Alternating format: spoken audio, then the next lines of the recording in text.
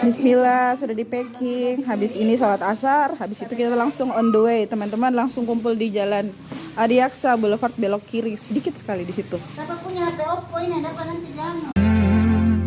يا من صليت بكل الأنبياء يا من في قلبك رحمة للناس يا من ألفت قلوبا بالإسلام يا حبيبي يا شافعي يا رسول الله بأمي وأبي فديتك سيدي صلاة وسلام عليك يا نبي